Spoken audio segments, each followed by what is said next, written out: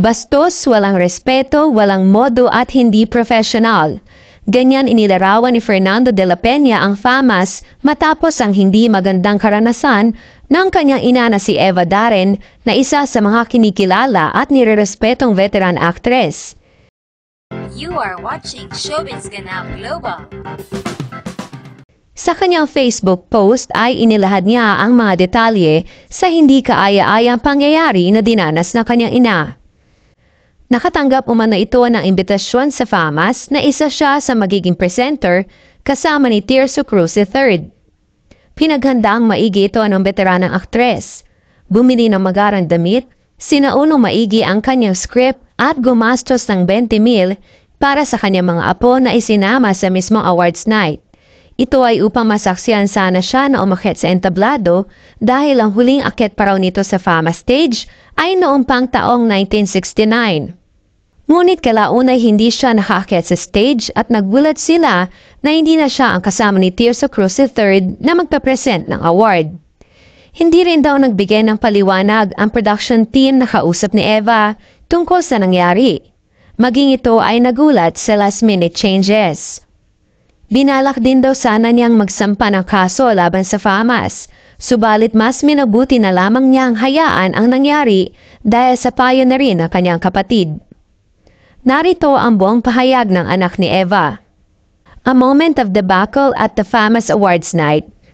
My mother, Eva Darren, a veteran actress of the Philippine movie industry, having performed on the big screen and television for more than 5 decades, usually does not attend social events. She loves the simple pleasures in life, being surrounded by family. A couple of months ago, she received a notice of invitation for the FAMAS Awards night. For those of you who aren't familiar, FAMAS, Filipino Academy of Movie Arts and Sciences Awards, is the equivalent of the USA's Oscar Awards. She was also given a script to go over and memorize as an awards presenter, coupled with another veteran actor, Mr. Tirso Cruz III.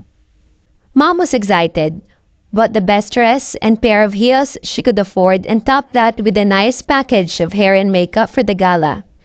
During the event, she brought along 3 of her very proud grandkids, with a price tag of 5,000 per plate for 4 people. Needless to say, it was not a cheap evening. It was all worth it though.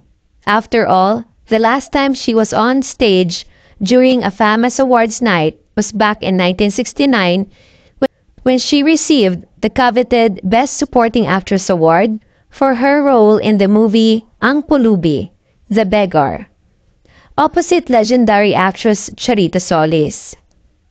Being the true professional that my mother is, she memorized and rehearsed her script to perfection, braved the downpour of a signal number 1 typhoon warning, and drove to the Manila Hotel. After the glitz and glamour shots with air cheek kisses and whatnot, everyone eventually took their seats and the awarding commenced. During the point where she was supposed to present an award, her partner, Mr. Tirso Cruz III, went upstage with an upcoming young singer instead, not my mom. My mother never went on the stage. The PR officer of FAMAS, who had been in constant communication with my mother prior to the event, had absolutely no explanations to offer. Just 1,000 apologies. He confessed not knowing what happened and wasn't sure why there was a last-minute changes. My mom said it's okay, but decided to leave nonetheless. I couldn't blame her. Staying around was just rubbing salt on her FAMAS-inflicted wounds. You would think and assume that the prestigious award-giving body, who had been doing the same thing every year over and over without fail, would have mastered their craft after 72 years. But no, not this entity. To all of you people behind FAMAS, you cannot do this to an icon of Philippine cinema. It is rude, it is disrespectful, it is unethical, it is unprofessional to say the very least. I can think of 100 other words to describe what FAMAS did to my mother, even contemplated on legal actions for a second or two. But my sister, a devout Christian, told me to leave it to the hands of God, and so I will. Matapos ang mahabang litanya ng anak ni Eva, ito lang ang naging paliwanag ng FAMAS at humingi ng paumanhin. FAMAS would like to express its sincerest apologies to Miss Eva Darren, an icon in Philippine movie industry and a professional actress whose career is indubitably worthy of emulation. She was part of the program in last night's awards night and was supposed to present special citations with Mr. Tirso Cruz III. But considering that we were running a live show and due to myriads of people present in last night's festivities, the production team was not able to locate Miss Darren. This was indeed a setback in the live show and a negligence on the part of the team. Rest assured that this was not intentional and purely a misjudgment. The show is being streamed live and needed to be remedied right away. Hence, a replacement for Miss Darren was done last minute.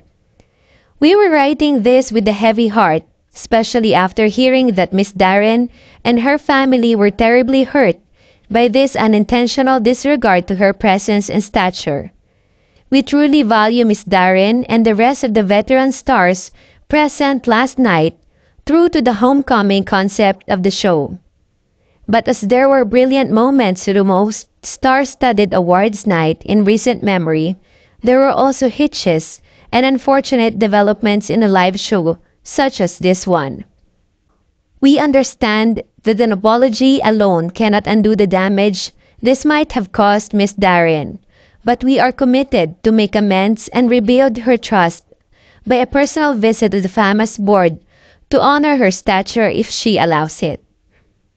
Narito ang ilang reaksyon ng mga netizens patungkol sa mga pangyayari.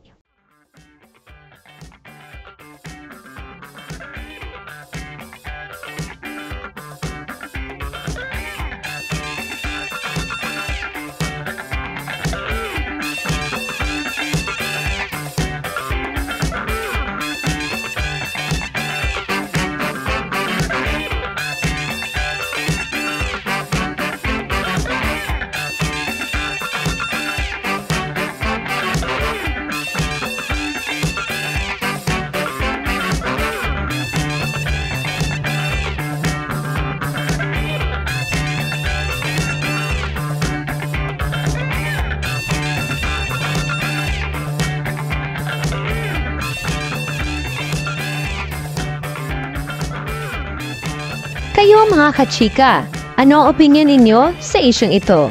Leave your comment below.